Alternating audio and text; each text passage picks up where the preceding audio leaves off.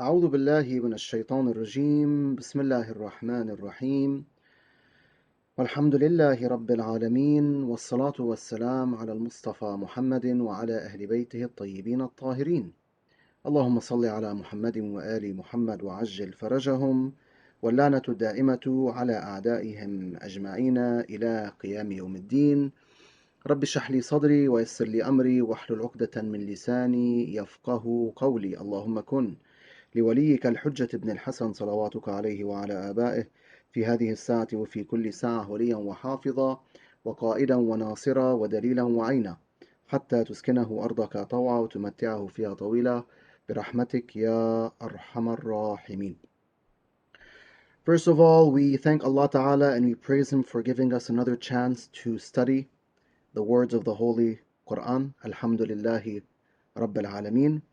And since we are in the first class of year 2022, first Quran class of year 2022, I wanted to start this year with the verse of light, Ayat an-Nur, which is one of the most beautiful verses in the Holy Quran.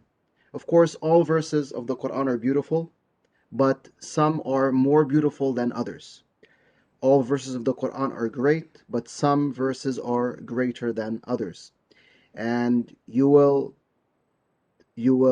understand after taking these classes, and you'll realize that Ayat Nur in Surah An-Nur, the verse of light in the chapter of light, is one of the most beautiful and powerful verses of the Holy Book.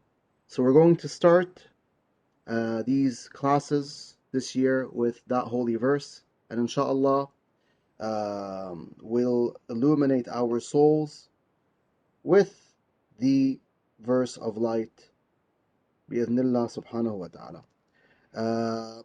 This verse is verse 35 of Surah An-Nur. I'm going to send it to all of you on the chat section.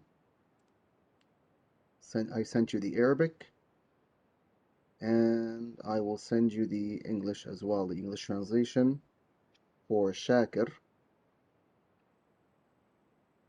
It's a very interesting verse which speaks about Allah subhanahu wa ta'ala, guidance, and obviously Ahlul Bayt alayhim as-salatu was-salam, as we shall hear.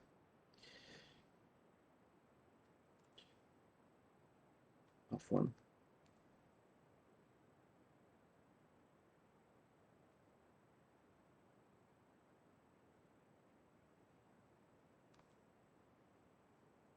Now what's interesting about this verse is that Allah subhanahu wa ta'ala mentions it in a chapter that revolves around chastity. The chapter known as Surah An-Nur, the chapter of light, revolves around the topic of chastity. When we read that chapter, we realize Allah subhanahu wa ta'ala speaks about what? He speaks about the forbiddance of fornication.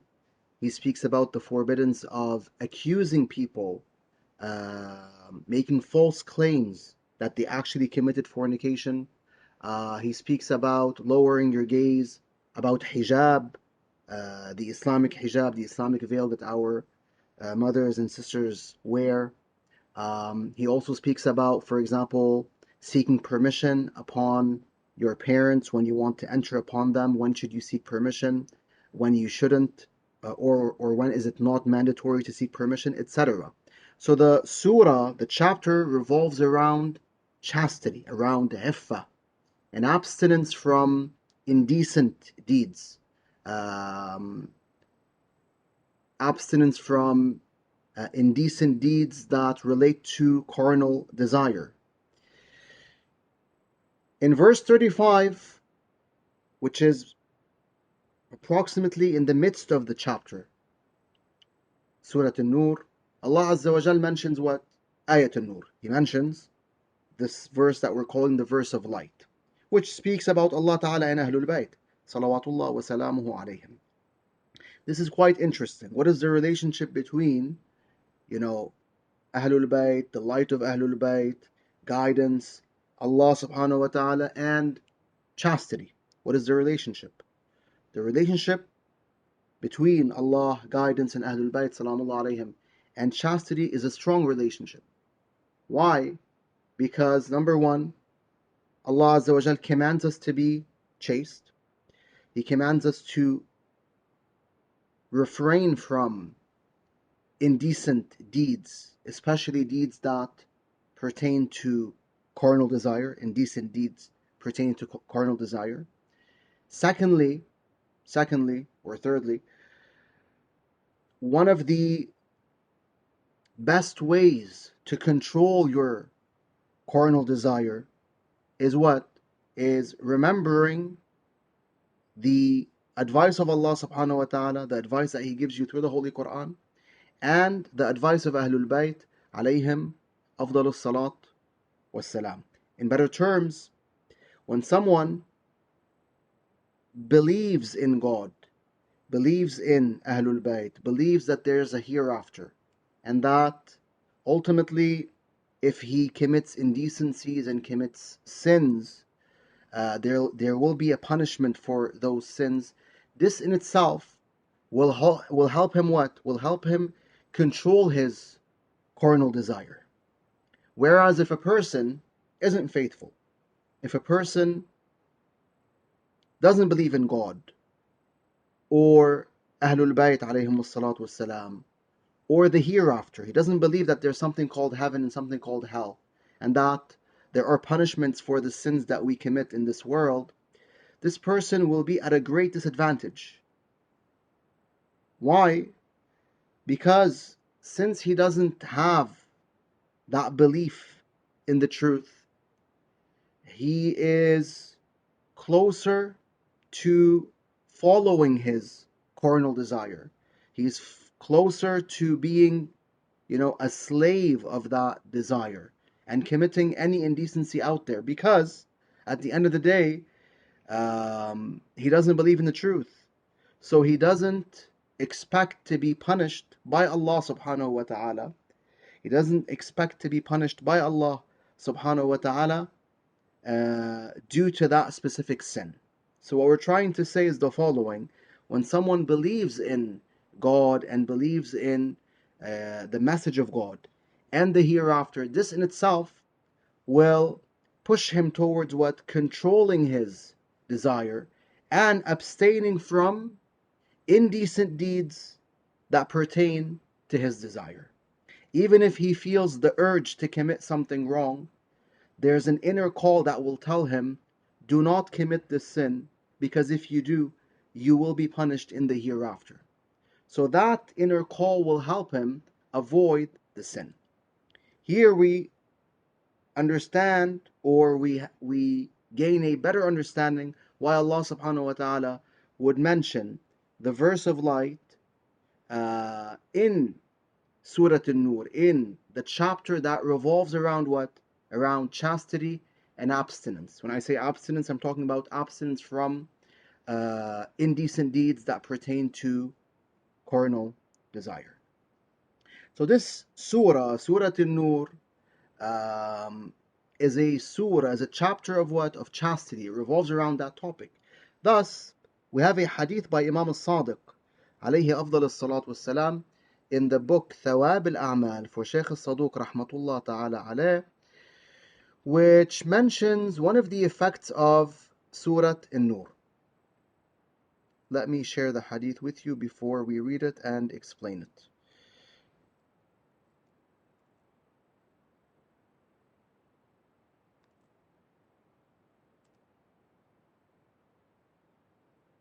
Yes, Bilal. Just going over some of the points that you mentioned. Mm-hmm. You were saying indecent deed. Yes. Now, by indecent can also be indecent act, Yes, the way there's the no person difference. acts. Yes. Sorry, we cut off for a little bit. Yes, there's no difference between an indecent deed or an indecent act. So, one more thing in regards of behavior, Mm-hmm. because most of the way we act kind of shows on a person if they're going or doing something to hurt themselves or hurt others. Because you mentioned cardinal desire. Yes. I'm not sure about cardinal desire personally because I haven't looked it up or even thought about it or even know what that means. But I'll let you do the rest. Okay, no problem. I'll clarify, inshallah. So when we're talking about carnal desire, we're talking about desiring the opposite gender, right? Or having a having a sexual desire towards the opposite gender, or even towards the same gender, which is obviously unlawful, right? So Surah An-Nur focuses on the topic of chastity and abstaining from these deeds like fornication, like, for example, indecent looks, lustful looks towards the opposite gender, etc. It focuses on that topic. So when we're talking about indecent deeds, we're talking about fornication and its prerequisites, the deeds that lead to fornication or adultery. The hadith we mentioned is found in the book Thawab al-Amal by Sheikh al-Saduq rahmatullah ta'ala alayh. Ibn Muskan is narrated to have said that Imam Abu Abdullah salawatullah alayh said. Abu Abdullah here is who? Imam al-Sadiq salawatullah alayh. He said, حصنوا أموالكم وفروجكم بتلاوة سورة النور. He said, protect your money, protect your wealth, and protect yourselves from committing indecent deeds that pertain to carnal desire by doing what? By reciting Surah An-Nur. So, Surah An-Nur has two effects. Number one, if you recite it constantly, number one, it protects your wealth. And number two, it protects you from what? From adultery, from fornication, from the prerequisites of adultery and fornication, etc. Then he said, وَحَصِّنُوا بِهَا نِسَاءَكُمْ, and protect your women through Surah An-Nur. What does that mean exactly? Protect your women through Surah An-Nur. We can understand 2 points here. Either the Imam is telling us, read Surah An-Nur in the presence of your women, in the presence of your wives, your daughters, your mothers, etc. Or he's saying, let them read it. Let them read it and understand it. So when he says, وَحَصِّنُوا بِهَا نِسَاءَكُمْ, the Imam is telling us that I don't want only men to read Surah An-Nur. I want men and women to read it. It's a chapter that we all need. Men and women need this chapter, especially especially in this era.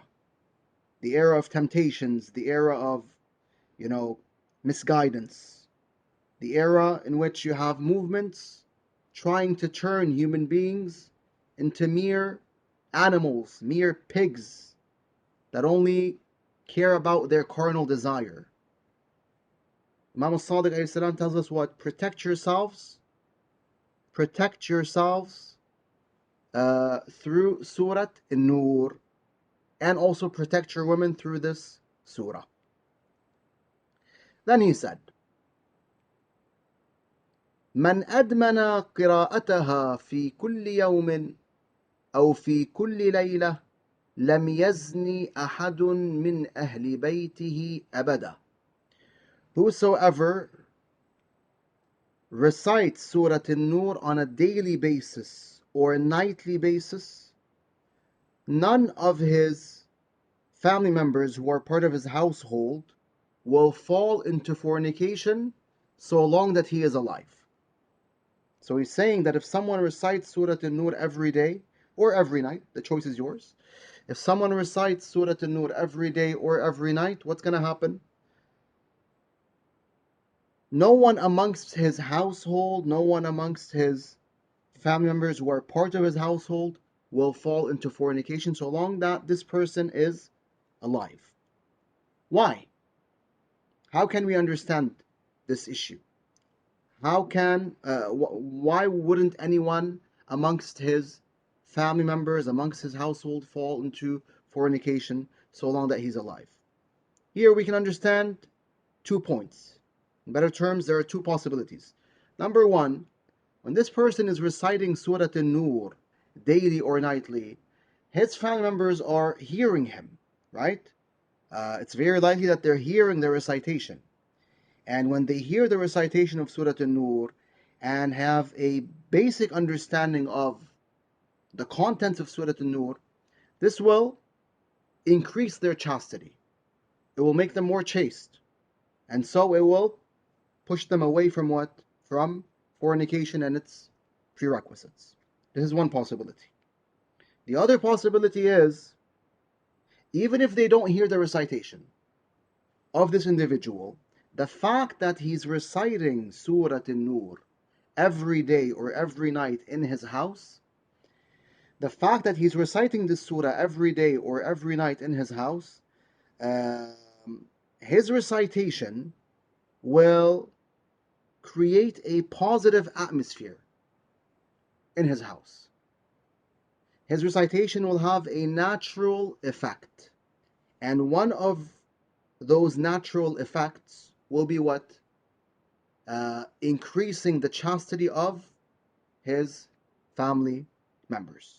At the end of the day, the Quran al-Kareem is a marvelous book that contains a lot of secrets, and we cannot neglect the fact that the words of the Quran have effects. The recitation of the Quran has effects that we might know and effects that we might not know. So it's possible that even if our family members do not listen to the recitation of Surah An-Nur, by simply reciting it in our house every day or every night, this will cause a positive atmosphere, an atmosphere of chastity to exist within our house, and as a result, the members of our household will not commit zina, will not commit fornication, as long as we are alive, because we're constantly reciting what? That surah. Then he said, فَإِذَا هُوَ مَاتَ شَيَّعَهُ إِلَى قَبْرِهِ 70 أَلْفَ مَلَكٍ. When the man or the lady who recites Surah An-Nur on a daily or nightly basis passes away, 70,000 angels will be present in his burial procession, and they will be walking behind his corpse. كلهم يدعون ويستغفرون الله له حتى يدخل في قبره. All of them will be supplicating for him and will be asking Allah Ta'ala to forgive him until he is what? Until he is buried. Which means that so long that the burial procession is taking place and the person has not entered his grave yet, these angels will be praying for him and asking Allah subhanahu wa ta'ala to forgive him. كلهم يدعون ويستغفرون الله له. The Imam says all of them will be praying for him and seeking forgiveness from Allah for that individual حتى يدخل